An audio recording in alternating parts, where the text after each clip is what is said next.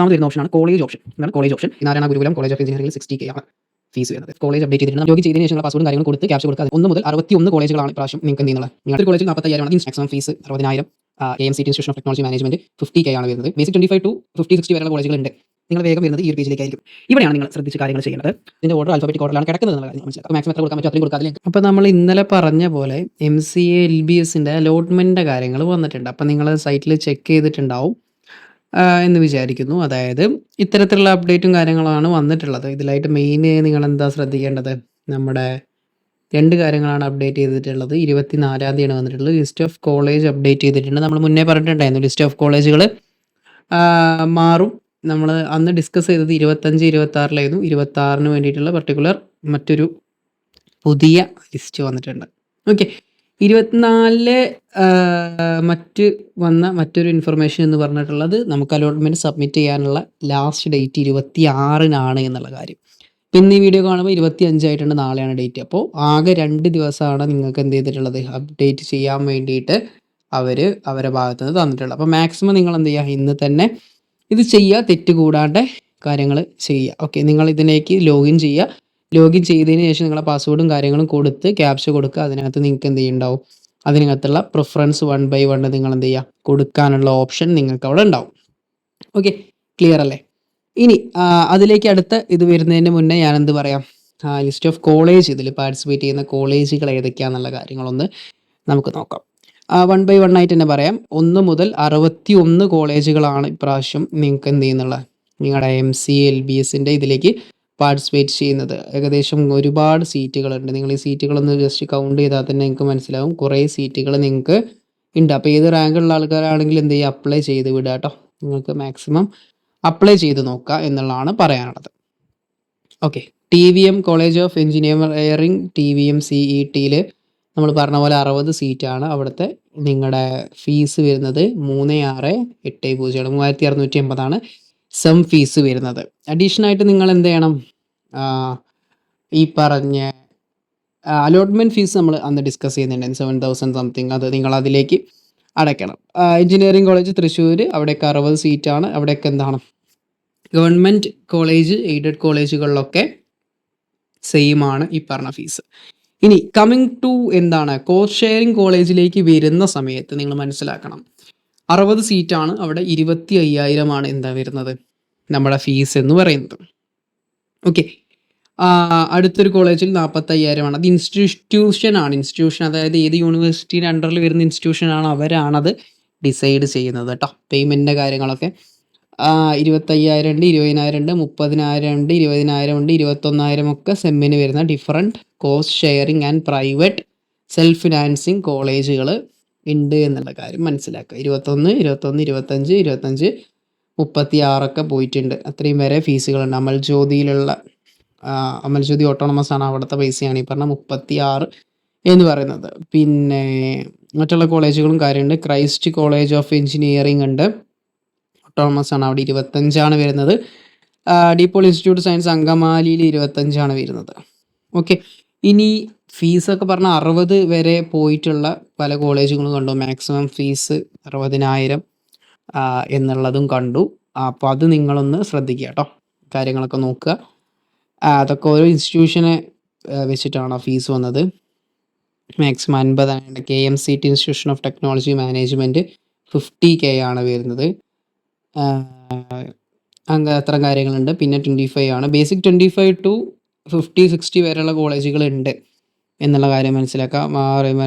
മാർലിയാസ് college Kottappadi, ഏതാണ് കോട്ടപ്പടി, 25,000 വരുന്നത്. എറണാകുളം 25,000 വരുന്നു. Okay, MES college of engineering കുറ്റിപ്പുറത്ത് 30 വരുന്നത്. അത്യാവശ്യം നല്ല കോളേജുകളൊക്കെയാണ്. അപ്പോൾ നിങ്ങൾ അതിൻ്റെ കോളേജ് ഡീറ്റെയിൽസ് ഒക്കെ പറയണം. Information regarding fees and other institution must be obtain directly from the respective institution. ഞാനത് പറഞ്ഞിട്ടുണ്ടായിരുന്നു, നിങ്ങൾ എവിടെ ചോദിക്കണം, നിങ്ങൾ അതത് ഇൻസ്റ്റിറ്റ്യൂഷൻ അതുമായി ബന്ധപ്പെട്ട കാര്യങ്ങൾ ചോദിക്കണം എന്നുള്ള കാര്യം പറഞ്ഞിട്ടുണ്ടായിരുന്നു. ഓക്കെ, അടുത്ത കാര്യം, ഇതിനകത്ത് വരുന്ന മറ്റ് ഡീറ്റെയിൽസും കാര്യങ്ങളൊക്കെയാണ് നിങ്ങൾക്ക് ഇവിടെ കാണാൻ പറ്റുന്നത്. എന്താണ് ഈ പറഞ്ഞ ഫീസ് കാര്യങ്ങളൊക്കെ നിങ്ങൾക്ക് കാണാം. ഇത് നോക്ക്, ഇതാണ് ഞാൻ പറഞ്ഞത്, ശ്രീനാരായണ ഗുരുകുലം കോളേജ് ഓഫ് എഞ്ചിനീയറിംഗിൽ 60K ആണ് ഫീസ് വരുന്നത്. എന്താണ് 60K ആണ് ഫീസ് വരുന്നത്. ഓക്കെ. അപ്പോൾ ഇത്രയും കാര്യങ്ങളാണ് നിങ്ങൾ അതിൽ മനസ്സിലാക്കി വെക്കേണ്ടത്. ഇങ്ങനെയൊക്കെയാണ് ഫീസ് സ്ട്രക്ചറും കാര്യങ്ങളൊക്കെ വരുന്നുണ്ട് എന്നുള്ള കാര്യം നിങ്ങൾ എന്ത് ചെയ്യുക, ഒന്ന് ഓർത്ത് വെക്കുക. ഇനി നമുക്ക് അലോട്ട്മെൻറ്റ് എങ്ങനെയാണ് കാര്യങ്ങൾ അതിലേക്ക് കൊടുക്കേണ്ടത് എന്നുള്ള കാര്യമൊക്കെ നമുക്കൊന്ന് ചെക്ക് ചെയ്യാം. Okay, clear.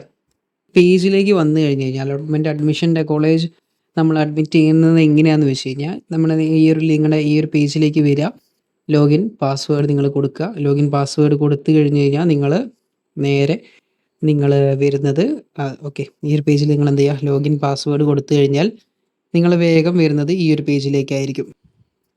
ഓക്കെ, ഈ ഒരു പേജിൽ നിങ്ങൾക്ക് എന്ത് ചെയ്യാൻ പറ്റും, നിങ്ങളുടെ ഇതുമായി ബന്ധപ്പെട്ടിട്ടുള്ള ഡീറ്റെയിൽസ് കാര്യങ്ങളുണ്ടാവും. ഇതിൻ്റെ ലെഫ്റ്റ് സൈഡിൽ കണ്ടോ, ലെഫ്റ്റ് സൈഡിൽ നിങ്ങൾക്ക് നോക്കിക്കഴിഞ്ഞാൽ അപ്ലിക്കേഷൻ കാണാം. നിങ്ങൾ കൊടുത്ത അപ്ലിക്കേഷൻ കംപ്ലീറ്റഡ് ആണോ അല്ലേ എന്ന് കാണാം. ഹോൾ ടിക്കറ്റ് കാണാം.